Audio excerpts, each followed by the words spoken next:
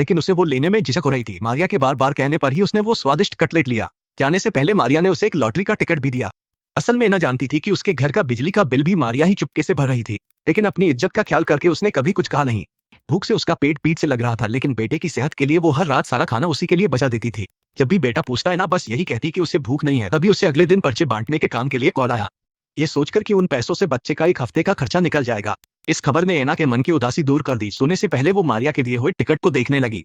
हालांकि वो जानती थी कि लॉटरी लगने की उम्मीद बहुत कम है, फिर भी वो मन ही मन प्रार्थना कर रही थी, शायद इससे उसकी मुश्किल जिंदगी थोड़ी आसान हो जाए। अगले दिन सुबह जल्दी काम पर जाना था, इसलिए वो जल्दी सोने चली गई। लेकिन बेटे के फटे जूतों के बारे में सोचते ही उसकी नींद उड़ गई। वो उठी और तुरंत बेटे के जूते सिलने लगी। इसी वजह से अगली सुबह एना की आंख देर से खुली। आखिर में उसे उसके बेटे ने ही जगाया। हालांकि वो तुरंत बताई हुई जगह पर पहुंची, लेकिन पर्चे बांटने का सबसे अच्छा समय निकल चुका था।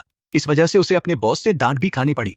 एना ने समझाया कि वो बीमार बेटे की देखभाल की वजह से लेट हो गई, लेकिन बॉस ने उसकी एक नहीं सुनी, उल्टा जानबूझकर उसका काम और बढ़ा दिया। काम खत्म होने के बाद वो अपनी थोड़ी कमाई लेकर सुपरमार्केट गई। 3 यूरो में सॉसेज के 6 पैकेट देखकर उसने तुरंत एक खरीद लिया, लेकिन शेल्फ पर महंगे स्किन केयर प्रोडक्ट्स देखकर पैसे ना होने के कारण वो बस थोड़ा सा निकालकर अपनी नाक पर लगाकर सूंघ सकी और फिर उसे वापस रख दिया। नौकरी ढूंढते हुए उसने बिल बनवाते वक्त कैशियर से वैकेंसी पूछी, लेकिन जैसे ही बॉस को अपनी तरफ आते देखा, वो जल्दी से अपना सामान समेटने लगी। मजबूरी में उसने अपने कपड़ों में छुपाया हुआ शैम्पू बाहर निकाला, लेकिन यह सारी मुश्किलें तो बस एक शुरुआत थी। एक दिन वो अपने बीमार बेटे के लिए दूध गर्म कर रही थी। उसे इस बात का अंदाजा नहीं था कि मकान मालिक खुद दरवाजे पर है, जिसे पिछले 8 महीनों से किराया नहीं। बाहर से आवाजें सुनकर वो जानती थी कि गलती उसकी है, इसलिए दरवाजा नहीं खोला। गालियों और जोर से दरवाजा पीटने की आवाज से बेटा बहुत डर गया। ये देखकर इना ने जल्दी से बेटे को अपनी बाहों में भर लिया।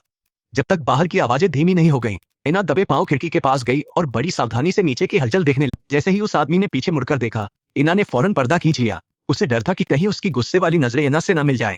जब बेटे ने पूछा तो इना ने ज्यादा कुछ नहीं कहा और बात बदलने के लिए उसे चुपचाप दूध पीने को भेज दिया। हालांकि उसने बेटे को फिलहाल के लिए टाल तो दिया था, पर वो जानती थी कि वो अपने मकान मालिक से, इसलिए उसने अपनी सारी उम्मीदें अगले दिन के इंटरव्यू पर लगा दी थी। इंटरव्यू में अच्छा इंप्रेशन डालने के लिए एना सुबह जल्दी गर्म पानी से नहाने लगी, लेकिन नहाते नहाते अचानक गर्म पानी आना बंद हो गया। मजबूर होकर वो रसोई में भागी और गैस सिलेंडर को टेढ़ा करने लगी ताकि हीटर फिर चल पड़े, पर इतनी कोशिश के बाद भी हीटर चालू नहीं हुआ। लेकिन तभी अचानक दरवाजे की घंटी बज उठी। वो घबराते हुए दरवाजे के पास गई और झिरी से बाहर झांकने लगी। उसने काले कपड़ों वाले एक आदमी और लॉटरी बेचने वाले पड़ोसी को बात करते हुए सुना। उससे की बात यह थी कि पड़ोसी ने उस आदमी से अपनी जान पहचान बढ़ाने के चक्कर में न सिर्फ उस अजनबी को सच सच बता दिया कि यह इना का घर है, बल्कि यह भी बता दिया कि उसका एक 8 साल का बेटा है। इना ने दरवाजा नहीं खोला तो वो आदमी निराश होकर चला गया, लेकिन उस अजनबी से इना के दिल में एक अजीब सा डर बैठ गया। उसे डर लगने लगा कि कोई उसके बेटे को छीन लेगा, इसलिए वो फौरन खिड़की के पास गई। जब उसने अपने बेटे को दोस्तों के साथ फुटबॉल खेलते देखा, तब जाकर उसे थोड़ा सुकून मिला। बच्चे को किसी भी अनहोनी से बचाने के लिए उसने फैसला किया कि आज से वो खुद उसे स्कूल छोड़ने जाएगी। जब इना की मुश्किलों का पता चला तो उसके एक दोस्त की मां ने उसे अपनी खूबसूरती बर्बाद न करने को कहा। उसने सलाह दी कि बच्चे के लिए सौतेला पिता ढूंढने से वे इस मुश्किल से बाहर निकल सकते हैं, लेकिन इना ने उसकी सलाह मानने से इनकार कर दिया, क्योंकि इस आर्थिक मंदी के दौर में हर कोई मुश्किल से गुजारा कर रहा था।